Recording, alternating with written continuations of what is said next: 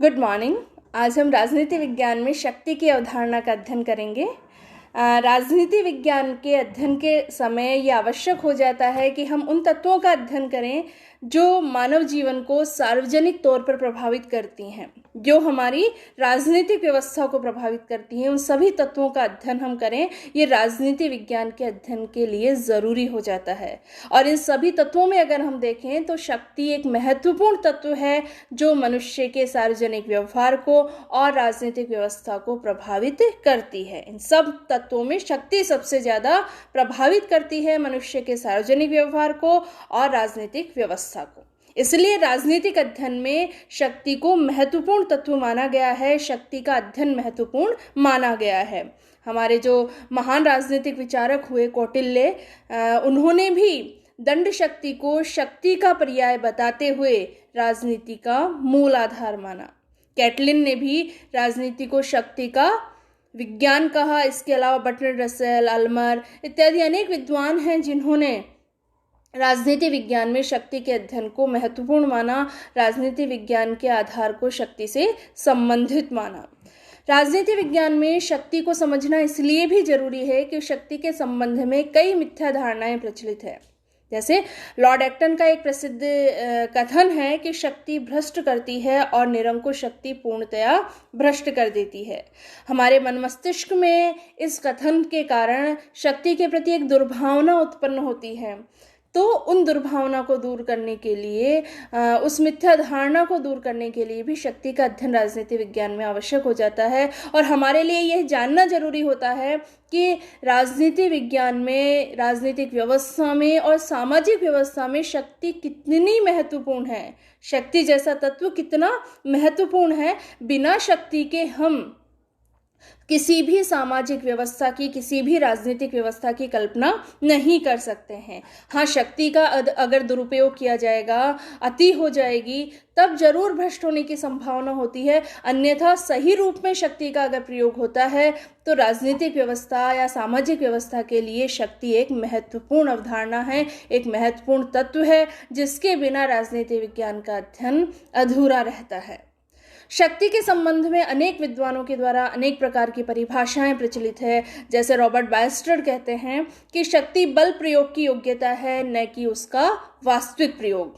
कि बल प्रयोग की योग्यता शक्ति है, उसका वास्तविक प्रयोग नहीं।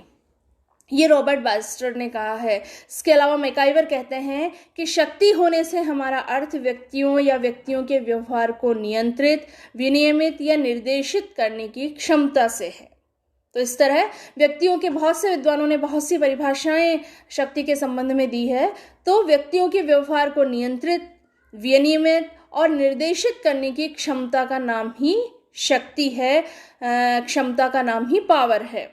राजनीतिक शक्ति के संबंध में 3 बातें कही जाती हैं कि राजनीतिक शक्ति को धारण करने वालों में उच्च और अधीनस्थ का संबंध होता है।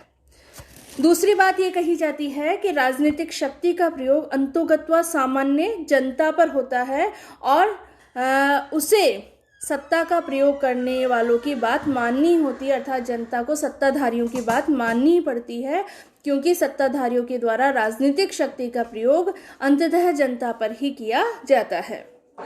तीसरा जो तत्व है, तीसरी जो बात है वो ये है कि राजनीतिक शक्ति मनोवैज्ञानिक संबंध प्रकट करती है, न कि भौतिक संबंध। शक्ति का प्रयोगकर्ता और जिनके ऊपर शक्ति का प्रयोग किया जा रहा है उनके बीच मनोवैज्ञानिक संबंध होता है, न कि भौतिक संबंध। तो ये 3 बातें राजनीतिक शक्ति के संबंध में कही जाती है और इस तरह राजनीतिक शक्ति की अवधारणा को स्पष्ट करने का प्रयास इन 3 तथ्यों के आधार पर, इन 3 बातों के आधार पर किया जाता है। इसके बाद अगर हम शक्ति के स्रोत देखें तो शक्ति का पहला स्रोत माना जाता है ज्ञान।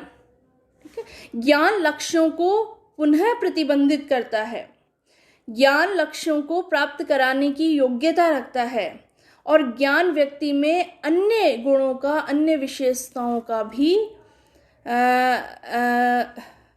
समावेश करता है। व्यक्ति में नेतृत्व का गुण आना, व्यक्ति की सहन शक्ति, अपने आप को अभिव्यक्त करने की शक्ति, ये सब ज्ञान के माध्यम से ही आती है। इसलिए ज्ञान शक्ति का महत्वपूर्ण स्रोत माना जाता है, शक्ति का महत्वपूर्ण आधार माना जाता है। दूसरा है प्राप्तियां। प्राप्ति को हम आर्थिक शक्ति का नाम भी दे सकते हैं। तो आर्थिक शक्ति को भी, आर्थिक व्यवस्था आपकी सुदृढ़ हो, आर्थिक स्थिति सुदृढ़ हो, वह भी आपकी शक्ति का एक कारण होती है, एक स्रोत होती है। लेकिन ज़रूरी नहीं है कि प्रत्येक स्थिति में आर्थिक रूप से सुदृढ़ होना आपको शक्तिशाली बना पाए। ये ज़रूरी नहीं है कि किसी व्यक्ति के पास बहुत सा पैसा है, बहुत सा धन है तो वो शक्तिशाली हो। तो संपत्ति होना भी शक्ति का एकमात्र स्रोत नहीं है। हाँ, एक स्रोत जरूर है संपत्ति या पैसा होना शक्ति का, उसे एकमात्र स्रोत हम नहीं मान सकते, उसे अनिवार्य या आवश्यक स्रोत हम नहीं मान सकते हैं। तीसरा है संगठन। बहुत बचपन से हम ये कहावत पढ़ते आ रहे हैं, सुनते आ रहे हैं हमारे बुजुर्गों से कि संगठन में शक्ति होती है। तो संगठन भी अपने आप में शक्ति का एक महत्वपूर्ण स्रोत होता है। बहुत सारी प्रतिद्वंदितापूर्ण जो इकाइयां होती हैं वो आपस में मिलकर जब एक संघ बना लेती है तो फिर उनकी शक्ति हम देखें तो कई गुना बढ़ जाती है। ठीक है, मजदूर संघ है, व्यापारिक संघ है, तो ये संगठन के परिणाम हैं और इन्हीं के परिणाम स्वरूप, संगठन के परिणाम स्वरूप ही इनकी शक्ति बहुत अधिक मानी जाती है और अपनी शक्ति के बल पर वो अपने हितों के अनुसार नीतियां निर्धारित करवा सकते हैं, उनका क्रियान्वयन करवा सकते हैं।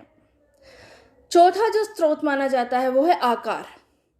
ये कहा जाता है कि जिस संगठन का जितना बड़ा आकार होगा वो उतना ही ज़्यादा शक्तिशाली होगा। तो आकार को भी शक्ति का एक स्रोत माना जाता है। लेकिन कई बार अगर हम देखें तो आकार का बड़ा होना अनुकूल होने के बजाय विपरीत हो जाता है, प्रतिकूल हो जाता है, क्योंकि बड़ा आकार कई बार संगठन को उलझा देता है, कई बार संगठन को असंतुलित बना देता है। तो सदैव आकार भी शक्ति का स्रोत हो यह भी जरूरी नहीं है। इसके अलावा विश्वास और सत्ता को भी शक्ति का स्रोत माना जाता है।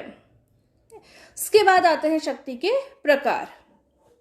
बहुत से विद्वान हैं जिन्होंने अपने अपने तरीके से शक्ति के कई प्रकार बताए हैं। हम सबसे पहले गोल्डहैमर और एडवर्ड शिल्स के अनुसार शक्ति के प्रकार देखें तो उन्होंने शक्ति के 3 प्रकार बताए हैं: बल, प्रभुत्व और चातुर्य। बल का प्रयोग करता हुआ शक्तिवान व्यक्ति कब कहा जाता है? जिस समय वह अपने अधीनस्थ व्यक्तियों के व्यवहार को भौतिक शक्ति के माध्यम से प्रभावित करता है। तो इसका अर्थ क्या है कि शक्ति का वह प्रकार कौन सा हुआ? बल, कि भौतिक शक्ति के माध्यम से हम अपने नीचे वाले व्यक्तियों के व्यवहार को, अपने अधीनस्थ व्यक्तियों के व्यवहार को प्रभावित करते हैं अगर भौतिक शक्ति के माध्यम से, तो वो शक्ति का प्रकार कौन सा माना जाएगा? बल। दूसरा है प्रभुत्व। जब शक्तिवान व्यक्ति अपनी इच्छा को प्रकट करके दूसरे के व्यवहार को प्रभावित करता है तो वह प्रभुत्व कहलाता है। ठीक है, यहाँ भौतिक शक्ति का प्रयोग करके नहीं, बल्कि उसने अपनी इच्छा प्रकट की शक्तिवान व्यक्ति ने, और उसकी इच्छा अनुसार दूसरे का व्यवहार, सामने वाले व्यक्ति का या अधीनस्थ का व्यवहार प्रभावित होता है, तो वो शक्ति का प्रकार कहा जाता है प्रभुत्व।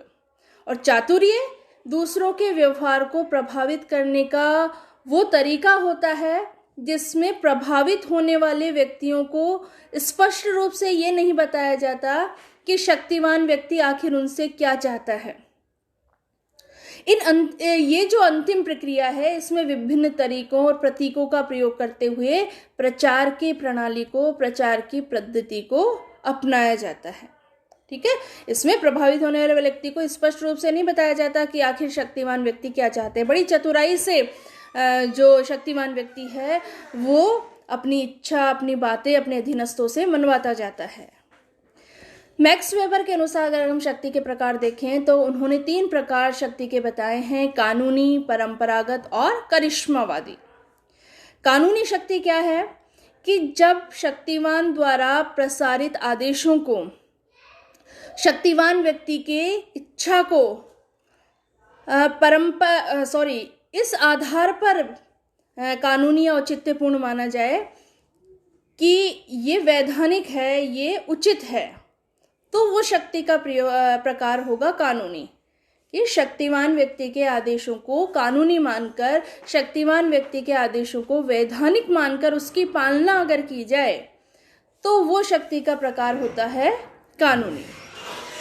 और यदि शक्तिवान व्यक्ति की आदेश का, उसकी आज्ञा का पालन इस आधार पर किया जाए कि परंपरा से ऐसा होता आया है, सदैव से ऐसा चलता हुआ आया है, इस आधार पर किसी शक्तिवान व्यक्ति की इच्छा का, उसके आदेश का पालन किया जाए तो वो शक्ति का प्रकार होता है परंपरागत।